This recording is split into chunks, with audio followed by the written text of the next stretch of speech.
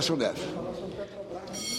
Agradeço a Vossa Excelência, senador Cacildo Maldaner, e, obviamente, agradeço de forma especialíssima a deferência, a generosidade dos meus companheiros de bancada, o ilustre líder da minoria, senador Mário Couto, ilustre senador Ciro Miranda, que me permitem trazer aqui assuntos que eu tenho certeza têm a solidariedade e, mais do que isso, incorporam preocupações que não se limitam apenas aos senadores da oposição, mas a esta casa e à sociedade brasileira.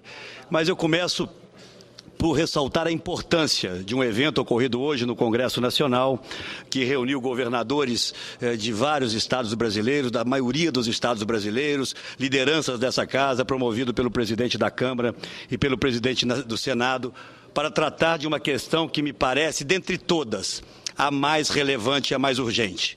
Tratar da fragmentação, da fragilização e do desaparecimento precoce da federação no Brasil. Eu, quando aqui cheguei, senadora Thaídes, depois de ter tido o privilégio de governar o meu estado, Minas Gerais, por 2 mandatos, coloquei essa como a preocupação central. Me parecia, como me parece cada vez de forma mais clara, que a raiz principal dos graves problemas que nós vivemos hoje no Brasil está exatamente na fragmentação da federação. Não me referi, até porque não tinha expectativa de assistir aqui à sua conflagração, senador Pedro Taques, pela absoluta e irresponsável omissão do governo federal em temas como a distribuição dos royalties. Mas eu venho a essa tribuna para dizer da oportunidade, da importância desta reunião e, pela primeira vez, eu vejo sendo discutidas medidas que recuperam a capacidade de investimento dos municípios e dos estados, entre estados e Congresso Nacional, sem a participação num primeiro momento do governo. Por que a sua importância? É porque exatamente essa divisão, em que governadores isoladamente buscavam recuperar suas receitas ou alertar o governo para as perdas sucessivas, não encontrava ressonância no Congresso Nacional. Propostas que foram colocadas hoje que merecem aqui ser ressaltadas e registradas. Eu, quando aqui cheguei, talvez a primeira das propostas que apresentei vai ao encontro de uma das propostas apresentadas hoje, senador Jorge Viana. Vossa Excelência, que foi governador, certamente a ela emprestará o seu apoio, que é a incorporação na base de cálculo dos fundos de participação de estados e municípios, também das contribuições. Eu me lembro que quando cheguei à Câmara dos Deputados, em 1987, e já na época da Constituinte, as contribuições respondiam por alguma coisa em torno de 15%, senador Ciro, do que se arrecadava com o IPI, com o imposto de renda. As contribuições de lá para cá vieram crescendo, e sabemos todos que as contribuições são impostos não compartilhados com estados e municípios, quando a partir das desonerações e através de outras questões também, como a própria desindustrialização do país, o IPI, imposto de renda, perderam força relativa na composição das receitas brasileiras. Portanto, nada mais justo, razoável, adequado do que incorporarmos as contribuições ou parte delas no fundo a ser distribuído por estados e municípios. Existe uma proposta nossa que tramita há 2 anos nessa casa e que se somará exatamente a essas outras e a essa apoiada por todos os governadores. Falou-se hoje também de algo que é música para os nossos ouvidos, sobretudo ex-governadores, sabendo das fragilidades dos nossos estados, de que uma parcela do serviço da dívida possa servir para investimentos em cada uma das unidades federadas. Uma outra proposta que tramita nessa casa e tem tido o nosso apoio é a redução do limite de comprometimento da dívida. Em alguns estados que chega comprometimento de receita para o pagamento da dívida, que em alguns estados alcança a incrível marca de 15% das receitas, possa no máximo alcançar 9%. Essa diferença seria exatamente utilizada para que os estados cumpram com as suas obrigações e façam novos investimentos. Esse tema também aqui foi trazido com a proposta de que um percentual um pouco diferente, mas com o mesmo objetivo da nossa proposta. Uma parcela do pagamento da dívida, talvez 30%, possa servir para um fundo de investimentos em cada um dos estados. aqui também, de forma oportuna, foi trazida pelos governadores, de forma também consensual, a criação de um mecanismo que proíba que se crie qualquer despesa para os estados e para municípios sem que se aponte as fontes de receita que irão garantir essas despesas. Algo razoável e que, independente de cada um desses temas, falou-se também da questão da contribuição que os estados dão do PASEP. Independente de cada um desses temas, o que é essencial é que o tema da federação seja discutido e compreendido pelo governo como algo essencial ao reequilíbrio desse país. Nós vamos continuar tendo a administração pública cada vez mais dependente da boa vontade do governante de plantão, ou vamos ressuscitar, vamos recriar, vamos fazer valer o que reza a Constituição e ter efetivamente uma federação no Brasil. Eu faço essa rápida consideração. Aqui existe uma outra proposta na mesma direção, presidente Jorge Viana, que impede que o governo continue a fazer desonerações sobre as parcelas a serem compartilhadas com estados e municípios. Não se tira do poder federal esse direito. Isso é importante do ponto de vista da política econômica, socorrer determinados setores da economia, mas o governo federal só pode fazer isso com a parcela que lhe cabe, e não, mais uma vez, diminuindo ou inibindo receitas de estados e municípios. Essa era a primeira observação que me cabia fazer nessa ocasião, para registrar a importância dessa reunião, que trouxe parlamentares de base, parlamentares de governo, trouxe governadores de oposição, governadores de situação, mas com uma agenda única. Cabe a todos nós fazermos com que o Congresso Nacional cumpra com o seu dever, com o seu papel, para que nós não possamos continuar caminhando para viver no Estado unitário, onde todos dependem da boa vontade e do humor da Presidência da República ou do Governo Federal. Mas a razão, outra que me traz a essa tribuna, senhor presidente, é para registrar que no dia de ontem o meu partido, o PSDB, reuniu aqui no Congresso Nacional, em especial na Câmara dos Deputados, especialistas, técnicos, funcionários da Petrobras, para discutirmos o processo hoje de fragmentação por que passa a companhia. Tivemos a oportunidade de discutir vários temas, de expressar nossos pontos de vista, com a presença de aliados, de partidos da oposição que lá nos honraram com sua presença, um seminário denso, um seminário com conteúdo e com apresentação de propostas e de sugestões para que essa questão seja debatida à luz do dia. Eu confesso até que me senti honrado ao chegar ao meu gabinete, menos de uma hora depois da minha manifestação, e receber já, através de veículos da imprensa, em especial da Folha de São Paulo, um documento da presidência da Petrobras respondendo a cada uma das indagações que nós fazíamos ou apontando a sua visão sobre cada um dos pontos que nós ali discorremos. Em primeiro lugar, honrado pela presteza com que a Petrobras se julgou no dever, e acho isso extremamente positivo, de justificar alguns dos atropelos, alguns dos problemas graves pelos quais ela passa. E eu quero aqui registrar, presidente Jorge Viana, o meu respeito pessoal pela presidente Graça Fosser.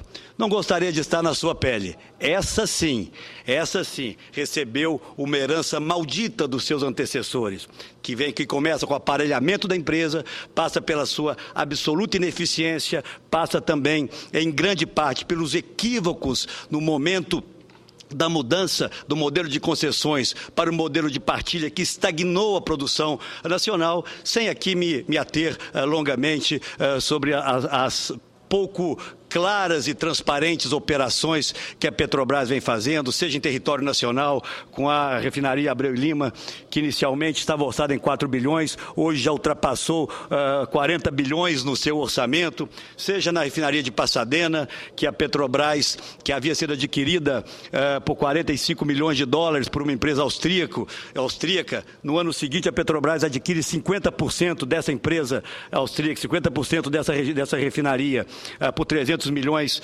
de reais, e depois, após uma intervenção judicial, é obrigada a pagar mais 800 milhões de reais. Portanto, uma empresa que valia 45 milhões de reais foi comprada pela Petrobras por 1 bilhão e 100 milhões de reais. Muito bem, eu vou me ater aqui, até porque o tempo não é muito extenso, algumas das considerações que faz a diretoria da Petrobras, e nenhuma delas, isso o senador Ciro também me honra, nenhuma delas contesta as afirmações que nós fizemos. Em primeiro lugar, eu falava do mito da autossuficiência, daquele anúncio, Vossa Excelência, senador Agripino, se lembrará, em 2006, quando a Petrobras anuncia a autossuficiência do petróleo, às vésperas das eleições, a mão do ex-presidente da República suja de graxa, graça é hoje, né? Antes era graxa, senador Pedro Taques. E eu dizia que aquilo era uma ilusão. E a Petrobras admite, para corroborar com as minhas afirmações, neste documento formal aqui distribuído pela empresa, de que somente a partir de 2014 a produção de petróleo voltará a atingir a autossuficiência. Portanto, admitiu aquilo que claramente nós colocamos no evento. Admitiu também, senador Agripino, que o Brasil sempre foi importador de derivados. E eu dizia ontem que o Brasil, sim, era importador de derivados, mas agora é importador de todos os derivados, porque antes nós não importávamos gasolina e agora somos obrigados também a importar gasolina. Somente a partir de 2009 que isso passou a ocorrer. Agora tem um dado que eu vou ler aqui que me chamou muita atenção. No item 2 do documento da Petrobras, ela me corrige. Não, a Petrobras não perdeu 47,7% do seu valor de mercado, como eu havia afirmado. Diz a Petrobras que ela perdeu só 41,2% do seu valor de mercado, e fica por aí a explicação como se isso fosse algo compreensível numa empresa com as potencialidades que nós temos. Portanto, mais uma vez corroborando, mais uma vez dando razão às afirmações que nós aqui traríamos. Não se trata de que julgar se esses 6,5% de diferença são relevantes. Relevante é uma empresa, e fico nos dados do governo, dos dados da própria Petrobras, uma empresa nesse período perder 41% do seu valor. 55, senador Agripino, 55 mil trabalhadores brasileiros foram estimulados pelo governo a colocar a sua poupança, senador Randolph. Vossa Excelência, que aqui com tanta cuidado, mas com tanto preciosismo trata desses temas que dizem respeito à vida dos trabalhadores brasileiros, se lembra disso, 55 mil trabalhadores foram iludidos pelo governo sobre o argumento de que era uma empresa bem gerida, teriam uma gestão profissional, colocaram lá seus recursos e perderam simplesmente metade, até hoje, daquilo que colocaram. Também, num dos itens das respostas à minha explanação, a Petrobras afirma, nos seus últimos itens, simplesmente o seguinte: em relação às ações que o senador aludia e registrava que tiveram perdas muito grandes, nós queremos afirmar que ao longo do tempo essas perdas vão ser recuperadas. Tomara, senador Agripino, que isso ocorra. Mas isso só vai ocorrer, e esperamos que possa ocorrer, no momento em que ela tiver uma gestão empresarial correta, com a visão clara de mercado, e deixar de ser um instrumento de política monetária do governo, deixar de ser um instrumento de política partidária do governo. A Petrobras, infelizmente, um dos maiores símbolos do fortalecimento do Brasil, se transformou, de um lado, num instrumento que passa, senador Agripino, por um conflito de interesses. Nunca achei adequado que a ministra-chefe da Casa Civil fosse a presidente do Conselho da Petrobras. Em determinados instantes, os interesses do governo podem sim ser conflitantes com os interesses da Petrobras. A Petrobras tem que faturar cada vez mais para dividir seus dividendos com todos os seus acionistas, minoritários e majoritários, em especial com o governo. Esse é o papel da empresa. E menos adequado ainda que o ministro da Fazenda seja hoje o presidente do seu conselho. E são problemas que no futuro, sobre os quais eles vão ter que responder. Muitos desses desatinos, como, por exemplo, a aquisição da refinaria de Pasadena, e sobre ela nada no documento da Petrobras, se deu quando a presidente do Conselho de Administração era a hoje presidente da República. Não que eu possa dizer que ela tem responsabilidade direta sobre isso, mas que há um permanente conflito de interesses quando o ministro da Fazenda, o ministro da Casa Civil, ocupa a presidência do Conselho. O que nós assistimos ao longo dos últimos anos é que é um conflito que trouxe prejuízos muito, muito graves à empresa. Esse é um tema, senador Jorge Viana, sobre o qual qual eu tenho certeza, com a competência de sempre, Vossa Excelência irá aqui discorrer. Permite uma parte, senador Aécio? Com muito prazer, senador Agripino. Senador Aécio, Vossa Excelência aborda uma questão que eu acho que é basilar dentro do raciocínio econômico do momento. O grande problema é que Petrobras, Eletrobras vêm sendo administrados com viés ideológico. A Petrobras, nesse momento, desempenha o papel de balizador de inflação. Quando a Petrobras é uma empresa de economia mista, ela pertence ao governo brasileiro e a milhões de brasileiros que são acionistas. E a administração da Petrobras deveria se voltar para a autossuficiência dela, Petrobras, e não servir de instrumento de controle de inflação por parte do governo, ou de viés ideológico. Veja Vossa Excelência, senador Aécio, em que embrulho está metida a Petrobras. A Petrobras, pelo fato de ter durante muito tempo servido aos interesses do governo em controlar a inflação, importava petróleo por um valor, refinava o petróleo e vendia a gasolina subsidiária no Brasil. Ótimo se a Petrobras pudesse sobreviver como patrimônio do Estado, só que não é do Estado só, ela é do Estado e de muitos milhões de brasileiros. Muitos milhões. O governo não tinha o direito de fazer da Petrobras o instrumento que fez de construir plataforma em território brasileiro, ótimo, mas por 3 vezes o preço, muito ruim, porque prejudicou o interesse de milhões de acionistas. E é isso que está ocorrendo, por viés ideológico, a Petrobras hoje, senador Aécio, vale.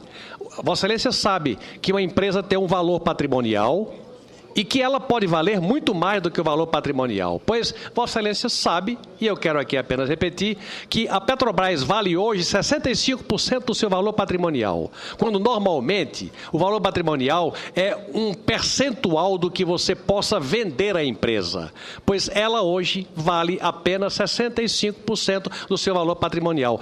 Pior do que isso é a Eletrobras, que agora é instrumento de ação do governo para baixar a conta de energia elétrica. Maravilha, eu aplaudo baixar a conta da energia. Só que às custas de um patrimônio do Brasil.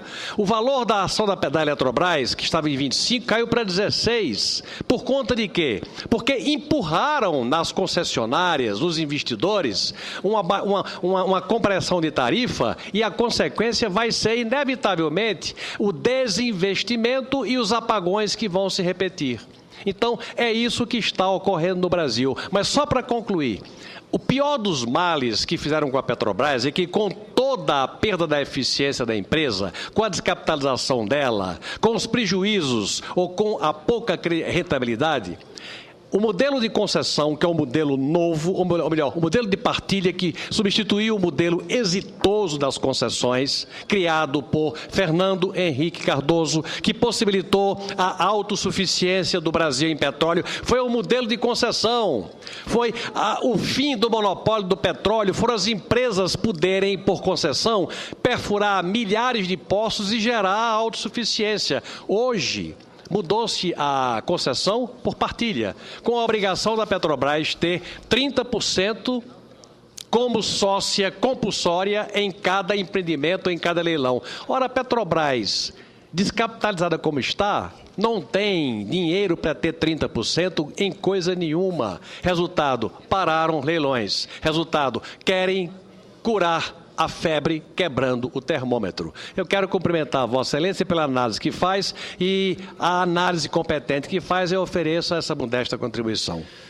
Apenas discordo da modesta contribuição. Vossa Excelência, conhecedor desse e de vários outros temas em profundidade, traz uma contribuição extremamente relevante a um tema que nós queremos trazer não apenas para questionar o governo, também para questioná-lo, claro, mas para apontar caminhos. Foi o que buscamos fazer ontem, senador Agripino. E Vossa Excelência traz à luz um tema excepcionalmente claro, eu acho que estratégico para que nós repensemos o que a Petrobras está fazendo hoje, com o objetivo de tentarmos encontrar o caminho de correção de rumos. Vossa Excelência falava que no governo do presidente Fernando Henrique foi estabelecido o sistema de concessões. exatamente esse sistema de concessões, depois substituído pelo de partilhas, é que possibilitou, senador Agrippino, Vossa Excelência certamente se lembrará, que mais de 70 empresas estrangeiras viessem atuar no Brasil, trazendo renda e empregos no Brasil. Possibilitou que a produção aumentasse de 800 mil para 2 milhões de barris dia e que está estagnada até hoje. Possibilitou um aumento no valor das ações da Petrobras naquele período das concessões, do processo de sistema de concessões, em mais de 1000%. E um exemplo também que ilustra bem isso, senador Jorge Viana. Nós assistimos a petroleira colombiana ultrapassar em valor a Petrobras.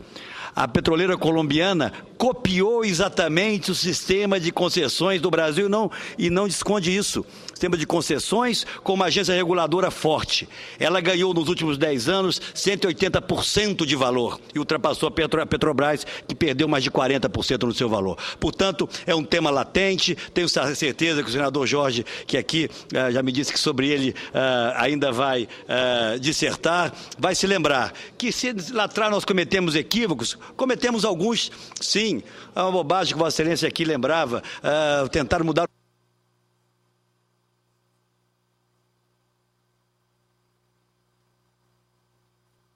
o governo do presidente Fernando Henrique Cardoso, que permitiu à Petrobras autossuficiência na produção e, mais do que isso, respeito e credibilidade internacional. A insegurança hoje traz um custo adicional à Petrobras. Os financiamentos, aporte de recursos que ela precisará para participar da exploração dos campos no atual sistema de partilha serão cada vez mais onerosos, exatamente pela perda de credibilidade da companhia. Esse é um tema, senador Jorge Viana, obviamente outros temas serão tratados. Eu sempre que venho a essa tribuna, não faço diariamente, mas sempre que venho, tento trazer à discussão temas relevantes para o Brasil. Falamos hoje da federação, de algumas medidas essenciais para o seu reequilíbrio. Falamos aqui da Petrobras. Vamos falar nos próximos dias sobre o processo de concessões feito de forma atabalhoada e pouco convincente pelo governo, da má condução das obras do PAC, a grande maioria delas superfaturadas, enfim, temas que interessam a cada um dos cidadãos brasileiros. Esse é o papel da oposição, que além de criticar, vai daqui por diante apresentar de forma muito clara propostas, caminhos novos para que o Brasil seja um país livre de miséria, presidente Jorge Viana, mas não por decreto, por uma ação eficaz do governo na educação, no saneamento, na saúde pública e, obviamente, garantindo um crescimento econômico, para que não repitamos o medíocre crescimento dos últimos anos. Muito obrigado, senhor presidente.